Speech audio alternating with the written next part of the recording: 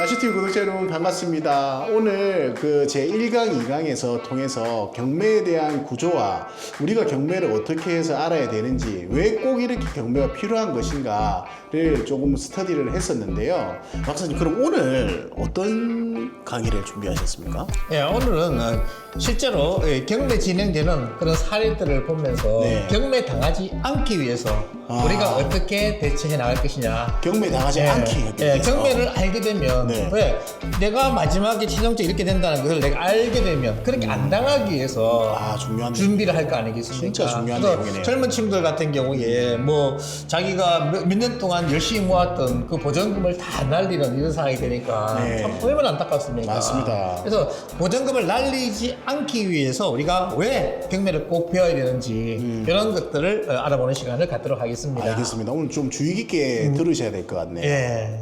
자, 실제로 신문에 나왔던 겁니다. 빌라 400채, 갭투자 30대, 종부세 못내 압류, 이거 세입자 발동동 이렇게 되어 있는데요.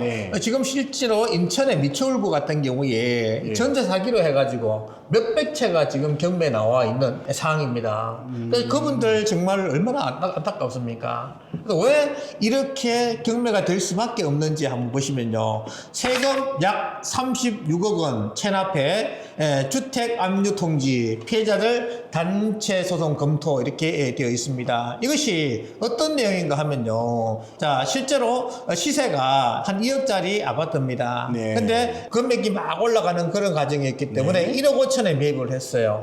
시세는 2억이 되었습니다.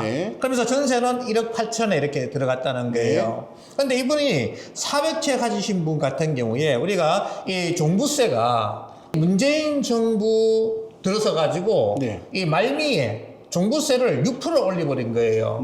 원래 실제 우리 노무현 정부 때 종부세 6% 했다가 이것 때문에 부동산 가격이 워낙 다운되다 보니까 이걸 없애버렸어요. 그예요. 없다시피 했는데 갑자기 문재인 정부 들어서면서 이 종부세를 말미에 6%로 이렇게 해버린 거예요. 이것 때문에 그 이명박 정부나 아니면 박근혜 정부 때 우리 그 최경환 씨가 재정경제부 장관 하면서 일부 집 사라. 국가에서 돈 대주겠다 라고 하면서 부동산 부양을 굉장히 많이 했어요.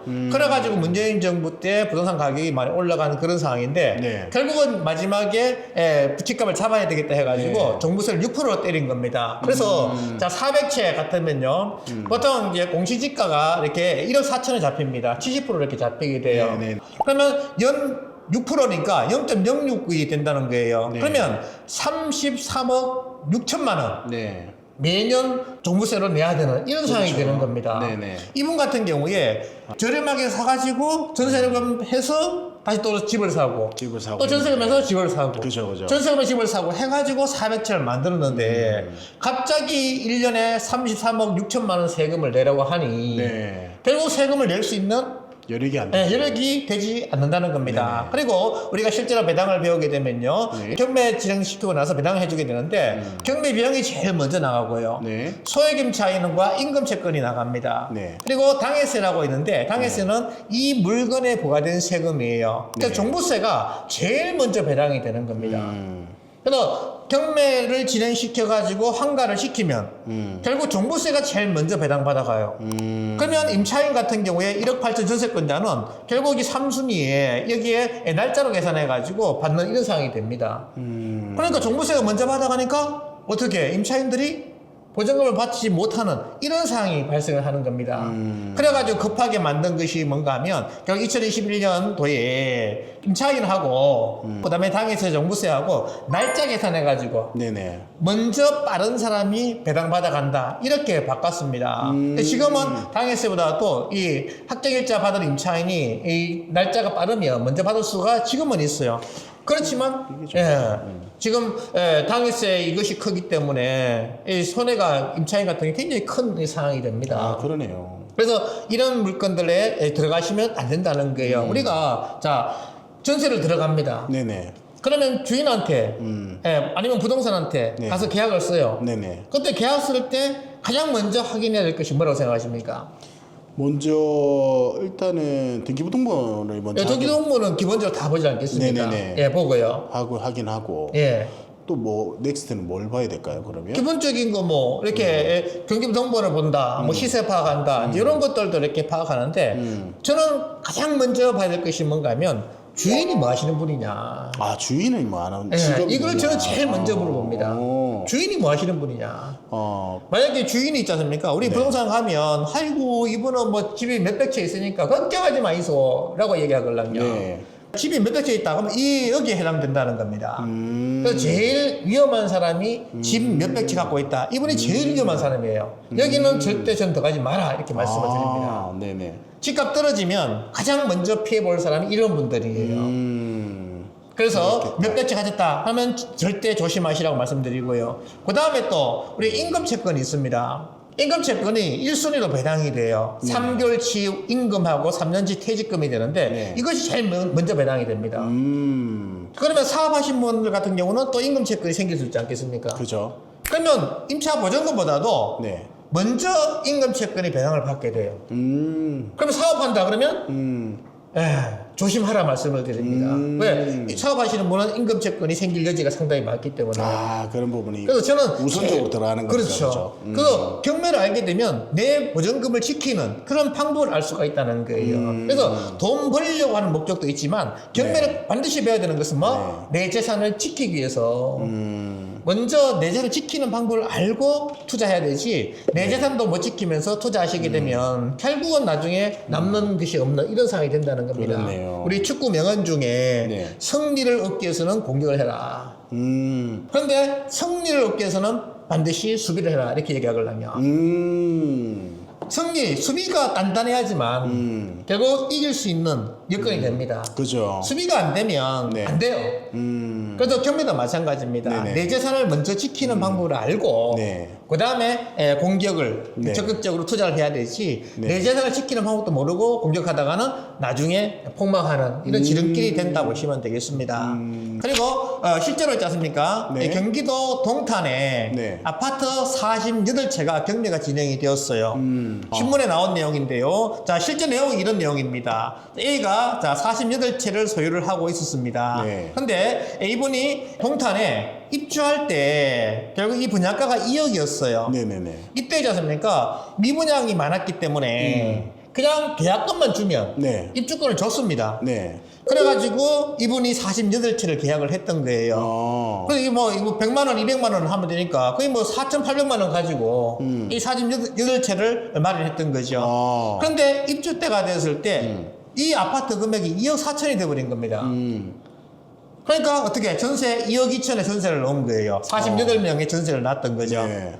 그런데 입주가 계속 동탄에 막 들어서게 되니까 물량이 많아지다 보니까 입주 후에 1억 8천이 돼버린 거예요. 하하. 그래 어떻게 됩니까? 깡통 전세가 돼버린 거죠. 네. 집값은 1억 8천인데 전세금은 2억 2천이니까 여기 살고 계신 분들 얼마나 불안하겠습니까? 이런 상태에서 있지 않습니까? 이 아버지한테 A가 아버지한테 아버지요. 이 48채에 건재당 좀 설정해 주이소 그러는 겁니다. 네네. 그래서 48채에 건재당을 설정을 했어요. 그러고 나서 경매 신청을 아버지가 한 겁니다. 네. 그러니까 경매 신청을 해버리니까 여기 전세 살고 계신 분들한테 전세 경매가 진행된다고 통지가 갈 거 아닙니까? 네네네. 그러면 얼마나 이 사람들이 불안하겠습니까? 불안하죠. 그래가지고 이 A가 가서 야 전세 진행하는데 1,000만 원 들어갔으니까 2억 2천에다가 1,000만 원 플러스 해서 2억 3천을 주면 네. 소유권 넘겨주겠다 소유권 주겠다. 라고 이렇게 한 겁니다. 이분들 입장에서는 1억 8천밖에 안 하는데 네. 2억 3천에 넘겨준다 하니까 근데 얼마나 참 안타깝습니까? 안타깝지만 울며 겨자 먹기로라도 예. 해야 될 입장이 해야 될 그런 입장이 된 거죠. 예. 그래서 결국 이분들이 48명이 모여가지고 네. 청와대 앞에 가서 데모하고 이런 이제 상황도 막 벌어지고 막 그랬었어요. 이게 사실 문제가 갭 투자가 문제네요, 예. 사실. 그래서 갭 투자를 막으려고 계속적으로 하는 부분들이 있는 것 같아요. 맞습니다. 그래서 이렇게 해가지고 48채가 경매된 이런 상황이 벌어진 거예요. 그래서 결국은 있지 않습니까? 뭐 청와대 가서 이렇게 했지만 실제로 구제 방법이 이때까지 전세 사기에 대해서 크게 뭐 없었으니까 네. 그 문제가 안 됐었습니다. 네. 근데 이제 만약에 접니까? 우리가 이런 경우도 있어요. 이 4년 뒤에 있지 않습니까? 네. 이 집값이 어떻게 됐는가 하면 이것이 5억 돼버린 거예요. 그죠. 5억, 6억까지 올라간 이런 상황이 돼버린 겁니다. 맞죠. 그게 부동산이에요. 네. 그래서 이분들 같은 경우 울며 겨자 먹기로 해가지고 2억 3천에 받으신 분들 같은 네. 경우는 결국 나중에 5억 올란 상황이 돼서 한 2배 버는 상황이 이렇게 되었어요. 그래서 우리가 어떻습니까? 예, 천만 다행이죠. 네. 근데 잡니까? 이때 전세 사기 당했다 하면서 국가한테 책임지라고 했는데 네. 5억 올랐을 때는 국가한테 뭔가를 내야 되는데 한 번도 안 내요. 네. 야, 전세 사기 당했다 이때는 막 국가한테 돈을 흘라 했는데 네. 오르니까 그렇죠. 원래 그렇지 않습니까? 끝내는 거 아닙니까? 원래 그렇지 않습니까? 그래서 네. 투자는 본인이 책임지고 해야 되지 네. 누구한테 하소연해가지고 하는 것이 아니다 이렇게 보시면 되겠습니다.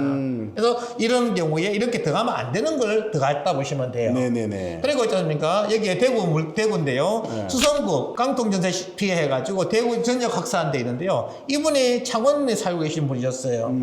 대구에 와가지고 이 원룸을 12개를 샀던 겁니다. 네네. 그래서 실제로 이분 같은 경우에 매입 금액이 5억이었어요. 네. 보통 이제 원룸 같은 경우 한 50% 대출이 되걸랑요. 네. 2억 5천 대출을 받았습니다. 네. 그리고 나서 여기에 전체 보전금, 전부 다 보전금으로 다 이렇게 해가지고 보전금을 5억 이상 만들어 버렸어요. 그러니까 이분은 투자금으로 해서 보전금을 다 끝내버린 거고 2억 건전당 같은 경우는 이제 번 것이 되는 그래 거죠. 되네요. 예, 이렇게 해가지고 결국 했는데 여기에 전세 들어가신 분들 같은 경우는 동네 부동산은 절대 이렇게 못합니다. 그죠. 근데 이분들 같은 경우는 보면 다 부동산 갓 자격증 따신 분들 얼굴마담으로 딱 세워놓고 나서 예, 그 다음에 실장들이 막 광고해가지고 전부 보전금으로 다 채우는 겁니다. 무섭다 그죠? 예, 이런 부분. 그 보전금을 다 채운 거예요. 그래서 집값이 계속 올라가면 아무 문제 없습니다. 다 행복해요. 근데 이제 집값이 다운돼 버린 겁니다. 그러면 이분들 같은 경우에 보전금 내달라 할 거 아닙니까? 그렇죠. 예, 보전금이 지금 다운됐어요. 네. 그 금액이 들어올 사람이 없습니다. 없죠. 그 주인들은 새로운 임차인 구하고 나가라. 네. 이렇게 하지 않겠습니까? 그렇겠죠. 그러면 못 구해. 그럼 어떡 하겠습니까? 결국 이 전세 보전금 이 세입자가 결국 경매 신청해가지고 경매되는 이런 상황이 돼버리는 거예요. 그러면 여기 반 이상은 결국 보전금을 못 받아가는 이런 상황이 된 거예요. 그래서 12채가 이렇게 되니까 얼마나 대구가 시끄럽겠습니까? 그래서 이런 것들을 파악하기 위해서 네. 결국 우리가 알아야 된다. 네. 그래서 우리가 아까 같은 경우에 자 먼저 뭐 주인이 뭐 하시는 분인지 반드시 꼭 물어보시고요. 네. 그리고 직업. 예, 계약서 작성해가지고 동사무소 가면요, 예, 전입식 열람이라 해가지고 네. 나보다가 먼저 돼 있는 임차인의 보전금을 다 확인할 수가 있습니다. 네. 그래서 그걸 확인해가지고 나보다 먼저 전입, 점유, 확정일자 돼 있는 임차 보전금을 다 계산해가지고 전체 매각 금액에서 건전당 플러스해서 나보다 먼저 있는 보전금 플러스 해가지고 매매 금액의 70% 이상이 되면 절대 들어가면 안 됩니다. 그래서 70% 미만 됐을 때 그래도 좀 안전하다 할 수가 있어요. 그래서 이렇게 결국 경매를 배우게 되면 이런 것들을 내가 알 수가 있기 때문에 경매를 정말로 꼭 배우라고 말씀을 드립니다. 네. 그리고 이런 사례 보시면요. 네네네. 자, IMF 때 보통 공장을 운영하시는 분이 대출이 보통 한 80% 정도, 90%까지 대출이 있습니다. 네네. 이 대출이 있어요. 네. 그리고 뭐 기타 뭐 신용보정재단이나 기술보정이 해가지고 대출해가지고 거의 뭐 한 두세 배 정도, 뭐 5억짜리 같으면 10억까지 뭐 채무가 쌓여있는 이런 공장도 참 많이 있습니다. 네네. 그래서 이렇게 대출을 받아가지고 기타 대출까지 있는데 IMF 때 네.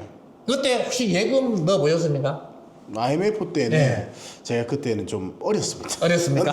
안타깝습니다. 네. 제가 IMF 네. 때 저는 이제 뭐 다른 교회 일 한다고 참 많이 네. 굉장히 관심이 없었는데 네네. 저한테 배우러 오신 분들 중에 지점장님들 있지 않습니까? 은행 네. 1금융의 지점장님들, 네. 뭐 2금융, 3금융에는 뭐 본부장님들 네. 오시면 제가 꼭 물어봅니다. 네. 자, IMF 때 예금이자 몇 프로까지 줘봤습니까? 그러면요. 네. 1금융 같은 경우가 보통 20%입니다. 네. 그리고 2금융, 3금융 넘어가면 28%, 30%까지 그렇죠. 예금이자를 줬다라고 이렇게 하시더라고요. 그러니까 그때 이자가 엄청 셌다고. 엄청 셌다고 그럽니다. 돈놀이 하시는 분들이 네. 꽤 많다고 하셨어요. 그래서 결국 대출이자는 이거보다 더 셌겠죠. 네. 그 30% 이상 되는 이런 상황이 돼버린 거예요. 자, 그러면 공장 투자해가지고 수익이 15%, 20% 나오는데 이자가 이만큼 나갑니다. 네. 운영해봤자 적자인 거예요. 의미가 없죠. 그래서 착하고 정말 우직한 그런 대표님들, 네. 예, 가족 이름으로 대출해가지고 네. 결국은 부도가 났습니다. 아하. 왜 감당이 안 되죠? 네. 그러니까 착하신 분들은 이분들은. 그죠. 근데 이때 경매를 좀 아시는 분들 같은 경우는 어떻게 하느냐, 여기에 유치권을 딱 해달라 그럽니다. 네. 그러니까 이제 나중에 경매를 배우게 되면요, 유치권은 만족하는 만큼 무조건 다 물어줘야 됩니다. 무조건 인수를 해야 되는 거예요.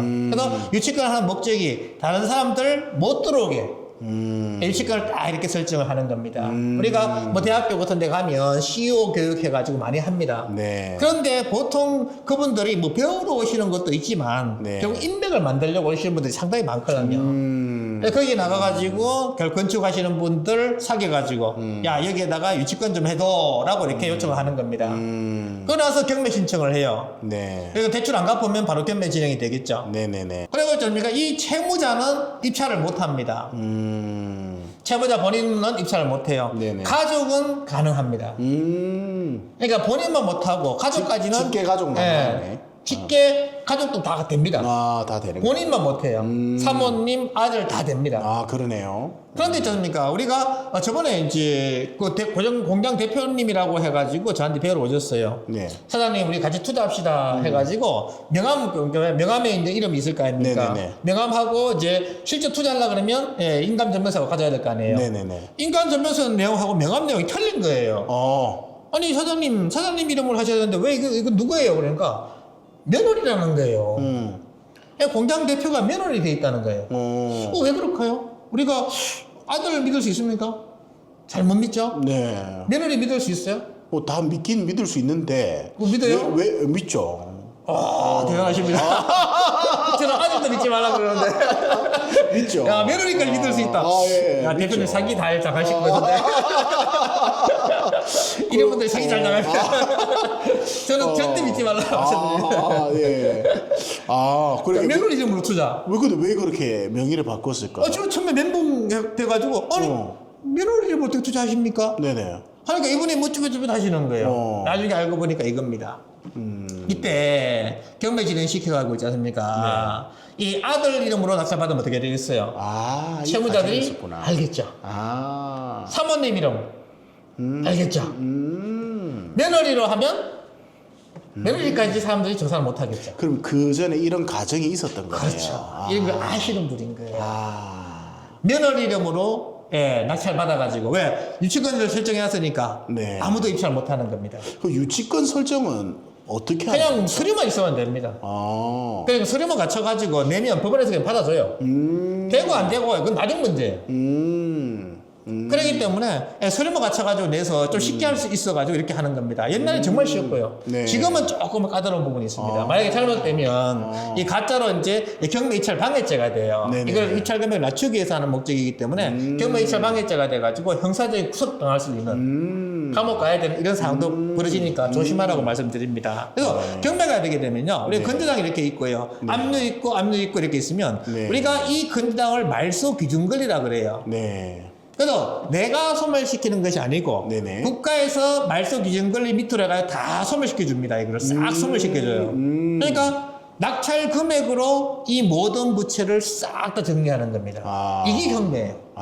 그래서 경매는 정말 무서운 거라 보시면 됩니다. 그러네요. 그래서 이 대출 80% 이거를 싹 정리를 하고 그리고 낙찰 금액을 뭐 반값 이하로 네. 낙찰 받아가지고 네. 결국 또 대출을 받지 않겠습니까? 또 대출을 받고. 네, 그래서 대출 받아가지고 운영하는 이런 상황이 된다는 거예요.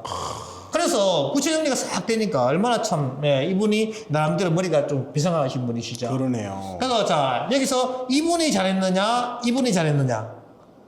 저는 뭐 양심상 뭐라고 말은 못하겠습니다. 본인들이 판단하시면 됩니다. 그래서 경매를 알게 되면 이런 부채를 싹 정리하고 새롭게 내 이름이 아닌 다른 사람 이름으로 해가지고 운영을 해 나갈 수 있는 이런 방법을 알고 한다는 거죠. 그래서 최악의 경우에 어떻게 된다는 것을 알기 때문에 이렇게 대처해 나갈 수 있다는 겁니다. 이런 분들 정말 얼마나 안타깝습니까? 그죠, 왜 10명 중에 5명, 6명이 부도 났으니까 그렇죠. 그때 폐인 되신 분도 상당히 많습니다. 그죠. 그래서 만약에 이분이 경매를 알았다 그러면 이렇게 대처해가지고 결국은 자기 입장에서는 뭐 완전히 정리하고 나서 예, 계속 공장을 운영해 나가는 예, 그런 상황도 만들 수가 있다는 거죠. 맞아요. 그래서 경매를 아느냐 모르냐 굉장히 중요합니다. 그래서 저는 남편분이 사업하시는 분이면 네. 한 사람은 반드시 꼭 경매를 꼭 배우라 말씀드립니다. 왜 경매를 알아가지고 이런 것들을 왜 최악이 이렇게 될 거니까 자 실제로 잡습니까? 자 우리가 원숭이 아프리카의 원주민들이 자 원숭이 잡는 방법 이 코코넛을 딱 해가지고 잡습니까? 네. 구멍을 뚫어서 네. 딱딱한 음식을 거기다 넣는 겁니다. 네. 이렇게 넣어놓으면 원숭이가 와가지고 어떡합니까? 이거를 딱 잡는다는 거죠. 잡죠. 자 원숭이가 도망가는 방법 뭡니까? 나무를 타고 도망가나요? 코코넛 딱딱하지 않습니까? 네네. 여기 딱 잡혀 있는데 네. 이거 꽉 잡았기에 잡혀 있는 거 아니겠어요? 잡혀있죠. 도망가는 방법은 뭡니까? 놔야죠. 예, 놓으면 됩니다. 놔야죠. 예, 놓으면 그냥 바로 도망갈 수 있는 거 네. 아니겠습니까? 네. 근데 원숭이가 이게 놓는 걸 모르는 거야. 아하. 인생사 세운 집 아니겠습니까? 그러네요. 우리가 경매를 알게 되면 나중에 이렇게 된다는 걸 알기 때문에 네. 놓는 거 이거를 알게 된다는 거예요. 이게 한 끗 차이입니다, 이거. 정말 놓고 잡고 한 끗 차이입니다. 한 끗 정말 차이. 맞는 말씀이죠. 예. 알고 모르고 차이 한 끗 차이입니다. 맞습니다. 놓는 방법 요것만 알면 되는 거거든요. 맞아요. 맞습니다. 그 잡을 때를 알면 되는 거고. 그죠. 예, 그래서 경매를 알게 되면 잡을 때와 놓을 때를 내가 판단할 수 있는 판단 능력이 생긴다는 거예요. 네. 그래서 그 판단 시점을 잘 판단하기 위해서 경매를 무조건 꼭 배워라 이렇게 네. 말씀드립니다. 정말 그런 것 같습니다. 예, 저는 경매는요 정말 고등학교 때 네. 정규 과목으로 해가지고 이걸 강의해야 된다 생각을 해요. 저도 공감합니다. 예. 그러면 제가 이제 먹고 살 게 없어가지고 안 되는데 정말 국가에서 네. 예, 국가에서 정말 미래를 생각한다 네. 그러면, 한다 그러면 네. 예, 고등학교 때 딱 배워가지고 네. 하면 사기 안 당하는 이런 상황을 이런 걸 알기 때문에 그죠. 예, 저는 그렇게 했으면 정말 좋겠다 생각을 합니다. 예. 오늘 진짜 이런 또 실질적인 경매에 대한 알고 모르고의 차이에 대한 부분을 디테일하게 좀 알려주신 것 같아가지고 정말 감사드립니다. 저도 들으면서 와닿는 게 너무나도 컸어요. 네. 아마 구독자분들도 그렇지 않았을까 싶은 생각이 듭니다. 네. 그래서 경매를 꼭 배우셔가지고 네. 정말 네. 사기 당하지 마시고 네, 그렇습니다. 재산을 꼭 불려나가는 네. 재테크하는 예, 그런 지혜를 받으시기를 바랍니다. 네네. 이 강의에 따라 가지고 진짜 경매를 활용할 수도 있는, 진짜 내 생활에서 꼭 필요하게 활용할 수 있는 그런 여지도 있을 것 같아서 지금 이 경매를 오늘 왜 배워야 되는지에 대한 본질적인 부분을 우리는 이해를 할 수 있었던 것 같아요. 오늘 영상을 함께 해주셔서 박사님도 감사드리고요. 감사합니다. 네, 그리고 오늘 그 여러분들 이 영상이 괜찮고 좋았다면 구독, 좋아요 반드시 부탁드리겠습니다. 오늘 함께 해주신 여러분 감사드립니다. 감사합니다.